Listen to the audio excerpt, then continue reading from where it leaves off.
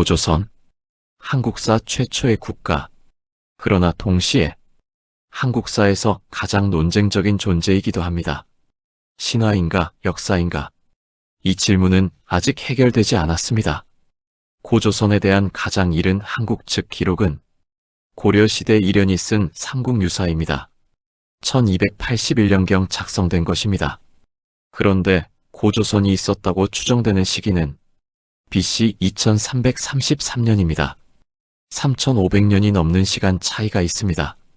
중국 측 기록은 조금 더 이릅니다. 사기와 한서에 조선이 등장합니다. BC 4세기에서 3세기 기록입니다. 그러나 이 기록에서의 조선이 단군 이래의 고조선과 같은 것인지는 학자들 사이에서도 의견이 갈립니다. 고고학은 무엇을 말하는가? 비파형 동검 문화권, 미송리식 토기 문화권. 이것들은 고조선의 영역을 암시하는 증거로 제시됩니다. 그러나 물질 문화가 곧 국가를 의미하지는 않습니다. 비슷한 토기를 쓴다고 같은 나라일 필요는 없습니다. 역사와 신화의 경계는 어디인가? 이 질문은 단순히 학술적이지 않습니다. 누구의 역사인가? 어디까지가 우리 땅이었는가와 직결되기 때문입니다. 역사란 기록이 부족해서 사라지는가? 아니면 기록하는 자의 시선 속에서 변형되는가? 다음 화에서는 단군이 실존 인물이었는지를 더 깊이 파헤칩니다. 우연일까요? 대한민국 곳곳에 단군의 흔적이 있습니다. 동상, 제단, 기념일. 그런데 단군은 실제로 존재했던 사람인가요? 아니면 상징인가요? 신화학자들은 단군 신화를 다르게 읽습니다. 환인, 하늘의 신, 환웅, 하늘 신의 아들, 땅으로 내려옴, 웅녀, 곰 토템 집단의 여성, 단군 왕검, 두 계통의 결합에서 태어난 첫 번째 왕. 이것은 부족연합의 신화일 수 있습니다. 하늘계통 집단과 곰 토템 집단의 결합. 그 결합을 통해 새로운 정치체계가 탄생하는 이야기. 비슷한 구조의 신화가 북방 곳곳에 있습니다. 몽골의 시조 신화, 만주족의 시조 신화. 하늘에서 내려온 존재와 대지의 존재가 결합하는 패턴. 이것은 인류에게 보편적인 신화 구조이기도 합니다.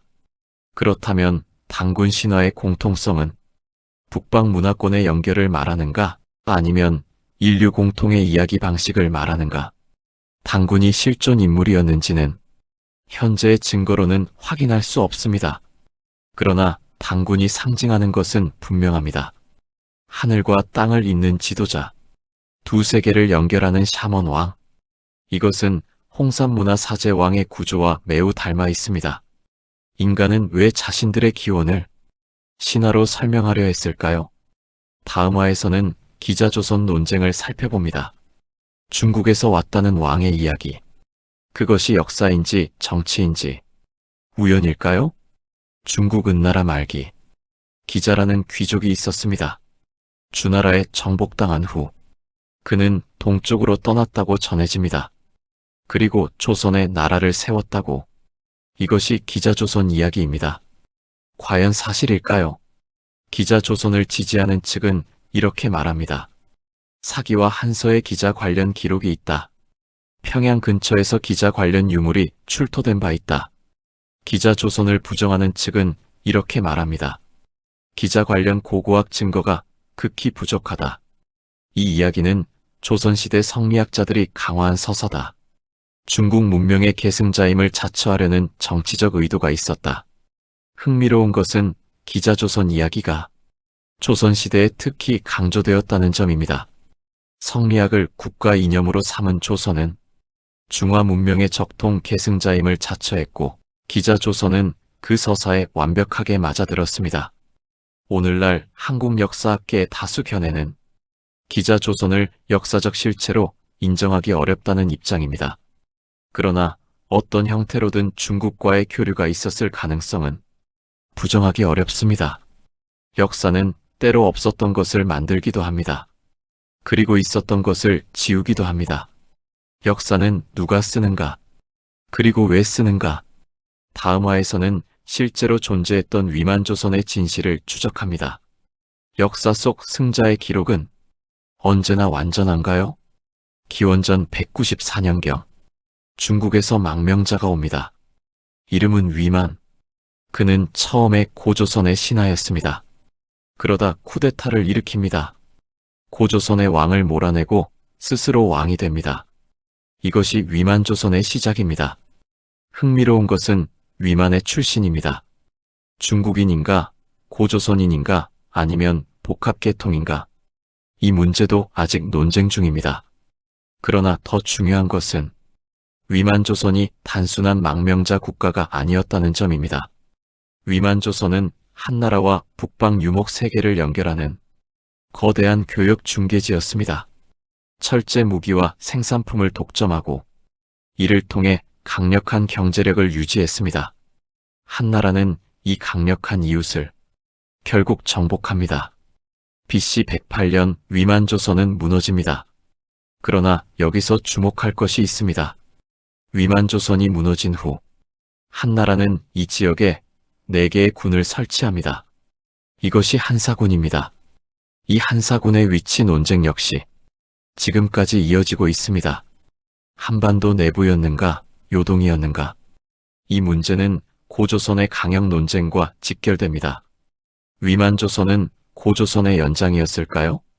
아니면 완전히 다른 국가였을까요? 다음 화에서는 고조선의 수도 위치 논쟁을 살펴봅니다. 우리가 알고 있는 역사는 얼마나 완전한 것일까요? 고조선의 수도 왕검성, 지금 어디에 있을까요?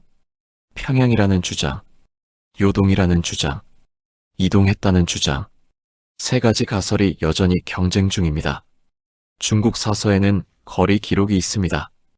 연나라에서 조선까지의 거리.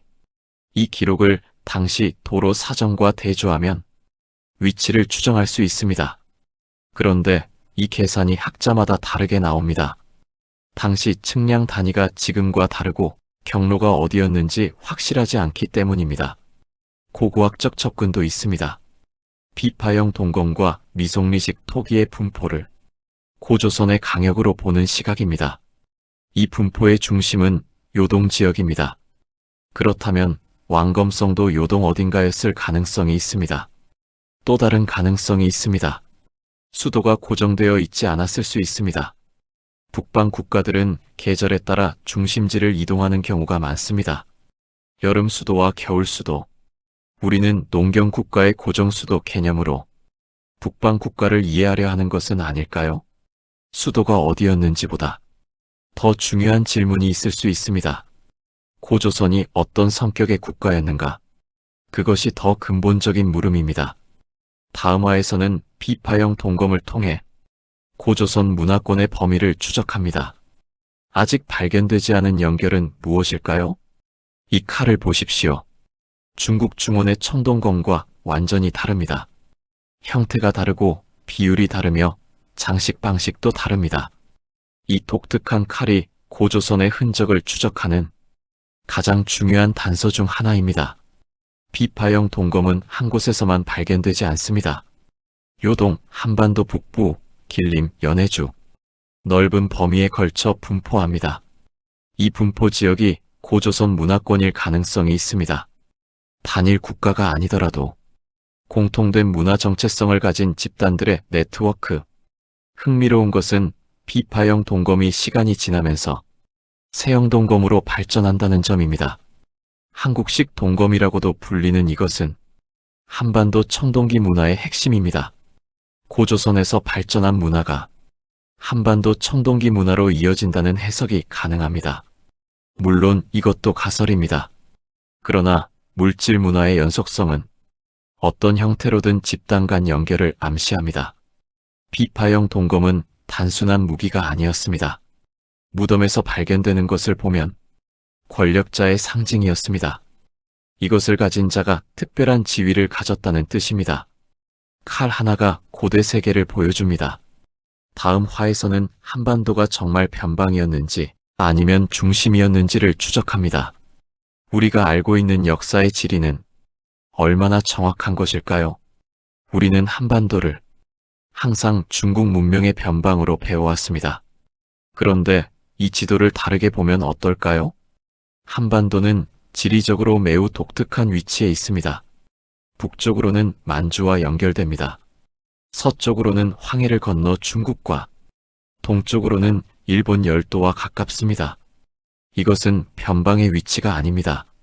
교통의 결절점입니다. 청동기 원료의 흐름을 보면 더 분명합니다. 한반도에는 청동 원료가 풍부하지 않습니다. 그러나 한반도 청동기 문화는 상당히 발달해 있습니다. 이것은 원료 수입과 가공, 수출이 있었다는 뜻입니다. 교역의 중심, 해상 교역의 흔적도 있습니다. 한반도 서해안과 남해안의 유물들은 중국 및 일본과의 교역을 보여줍니다. 중심과 주변은 고정된 것이 아닙니다. 어떤 기준으로 보느냐에 따라 달라집니다. 그리고 그 기준은 누가 역사를 쓰느냐에 따라 달라집니다. 변방이라는 단어는 누군가의 중심에서 바라본 시선입니다. 다음 화에서는 중국 사서 속 조선의 모습을 살펴봅니다. 우리는 무엇을 놓치고 있는 것일까요? 사마천의 사기, 방고의 한서, 중국 고대의 가장 권위 있는 역사서들입니다. 그 안에 조선이 등장합니다. 중국인의 눈으로 본 고조선은 어떤 모습이었을까요? 사기 조선 열전은 위만조선의 이야기를 담고 있습니다. 한나라 무제가 조선을 정복하는 과정이 기록됩니다. 흥미로운 것은 이 기록의 시각입니다. 조선은 단순한 변방 야만족이 아닙니다. 한나라의 침공을 1년 이상 버텨낸 상당한 군사력을 가진 국가로 묘사됩니다. 그리고 위만조선은 흉노와 한나라 사이의 외교 균형을 이용했습니다. 국제 정치를 읽고 실리를 취하는 능숙한 외교. 이것은 미개한 변방 국가의 모습이 아닙니다. 한서에는 고조선의 팔조법이 언급됩니다. 살인, 상해, 절도에 대한 처벌 규정. 이것은 이미 법률 체계를 갖춘 국가였다는 증거입니다. 중국의 기록을 그대로 믿을 수는 없습니다. 정복자의 시선으로 쓰인 것이기 때문입니다. 그러나 이 기록들 속에서 실체 있는 국가의 모습이 어른거립니다. 기록은 언제나 누군가의 시선입니다. 우리는 그 시선을 통해 역사를 복원해야 합니다. 다음화에서는 홍상과 고조선의 연결 가능성을 종합적으로 검토합니다. 역사는 승자가 쓴다. 그렇다면 패자의 역사는 어떻게 찾을 수 있을까요? 제3화의 핵심 질문에 도달했습니다. 홍산 문화와 고조선, 이 두 개의 역사적 존재는 연결되는 것일까요? 연결 가능성을 주장하는 증거들이 있습니다. 첫째, 지역적 연속성. 홍산 문화의 분포 지역과 고조선의 추정 영역이 겹칩니다. 둘째, 물질 문화의 유사성. 옥기 전통, 적석총, 천재 의례. 이런 요소들이 양쪽에서 공통적으로 나타납니다. 셋째, 신화 구조의 유사성. 하늘 신앙, 샤먼 왕 개념, 동물 토템 문화. 그러나 반론도 강합니다. 홍산 문화 쇠퇴, BC 3000년과 고조선 성립 추정, BC 2333년 사이에는 상당한 시간 차이가 있습니다. 유사성이 곧 계승을 의미하지는 않습니다. 비슷한 환경에서 비슷한 문화가 독립적으로 발생할 수 있습니다. 결정적 증거는 아직 없습니다. 더 많은 발굴이 필요합니다. 더 많은 연구가 필요합니다. 그러나 가능성을 열어두는 것과 가능성을 확정으로 주장하는 것은 전혀 다릅니다. 이 채널은 항상 전자의 입장을 취합니다. 연결일까요? 우연일까요? 이 질문의 답은 아마도 앞으로 수십 년의 발굴과 연구가 조금씩 밝혀나갈 것입니다. 다음화에서는 제3화를 마무리하며 잃어버린 북방 국가들을 살펴봅니다. 우연일까요? 부여, 예맥, 동호, 숙신, 옥저, 흠루. 들어본 이름도 있고 처음 듣는 이름도 있을 것입니다. 이들은 모두 한때 고대 북방에 존재했던 집단들입니다. 지금은 거의 기억되지 않습니다. 부여는 한때 강대한 국가였습니다. 고구려가 건국되기 전 이 지역 최대 세력 중 하나였습니다. 예맥은 고조선과 연결된 집단입니다. 한반도 북동부와 만주 일대에 걸쳐 있었습니다. 동호는 흉노에 정복된 북방 유목 집단입니다. 그 일부가 이후 오황과 선비로 이어집니다. 이들 모두는 거대한 북방 세계의 일부였습니다. 느슨하게 연결된 네트워크, 때로 동맹이 되고 때로 전쟁을 했습니다. 그리고 역사 속에서 이름을 잃었습니다. 왜 이들의 이름이 사라졌을까요? 승자의 기록에서 밀려났기 때문입니다. 중국 중심의 역사 서술에서 이들은 오랑캐였습니다. 국가가 아닌 부족, 문명이 아닌 야만, 이런 시선이 얼마나 왜곡된 것인지를 우리는 지금 홍산 문화와 고조선의 이야기를 통해 조금씩 깨닫고 있습니다. 제4화에서는 전혀 다른 도구로 이 역사를 탐사합니다. 유전학과 언어학. 제3화가 끝납니다. 우리는 기록 너머의 역사를 찾으려 했습니다. 제4화에서는 DNA와 언어가 그 기록을 어떻게 보완하거나 뒤집는지를 탐사합니다. 잃어버린 이름들은 과학 속에서 다시 살아날 수 있을까요?